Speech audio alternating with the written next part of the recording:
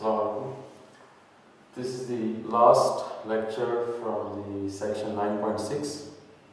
At this point in our material coverage, we have done 10 tests for checking convergence or divergence of series. So here's a little flow chart. Now how do you organize this all in a nice way in our minds? So here's a little flow chart for us to keep these things somewhat organized.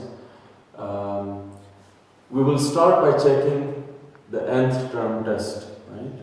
Which is check if the nth term of this underlying sequence of the series goes to 0. If it doesn't, you know right away the series diverges. If it does goes to 0, now be careful. Does go to 0 doesn't mean it converges, okay? So you have to be careful about what each test does for you or not does for you. So let's say now the limit goes to 0 of the underlying sequence. Alright, so then check if it's one of these 4 very specific kinds of series. Is it a geometric series? Is it a power series? A telescoping series? Or an alternating series?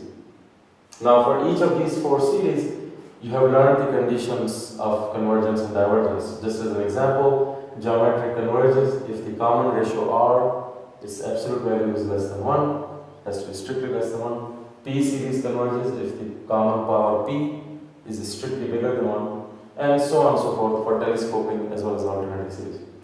If the series you have at your hands is none of these 4 types, then check if you can apply the integral test.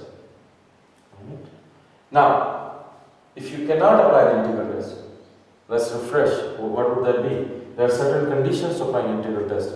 The function that defines the nth formula of the series has to be something that defines it for all real numbers, has to be positive, decreasing, as well as continuous.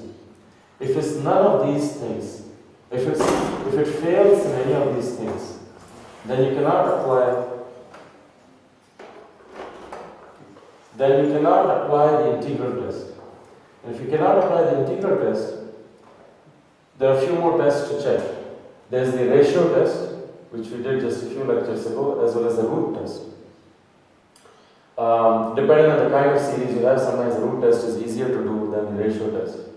Again, there are cases in ratio test and root test where the series may be converging, but the test cannot tell you. Remember, the ratio you test here and the root you test here, if it gives you a value of 1, then these tests are inconclusive. So now we have reached here that even the ratio and root tests are giving you an inconclusive conclusion. So then you see if you can compare it to some other easier series about which you know convergence or divergence. See if you can either compare it directly or by a limit comparison. Again, here, just as a refreshing of what we've learned, direct comparison sometimes is tricky because you have to insist that each term has a less than equal to or greater than equal to the corresponding series you're comparing to. But with the limit comparison, you have more flexibility in how you check things. At the end of the day, if you're not able to figure out how to do direct comparison or limit comparison, the series might be much harder to type and we may have to think some other ways. But this strategy should let us handle more or less any series that we see at our level of understanding and material coverage. And one thing is worth mentioning, I should mention. You might be given a series that has been made to look more difficult than it is by putting first few terms to be not fitting into any of these formulas. Okay? And we should get familiar with ignoring that distracting information. If the first 10 terms of the series are not geometric, but afterwards it is geometric, ignore the first 10 terms, then it is geometric. If it converges, the first 10 terms added back will also converge.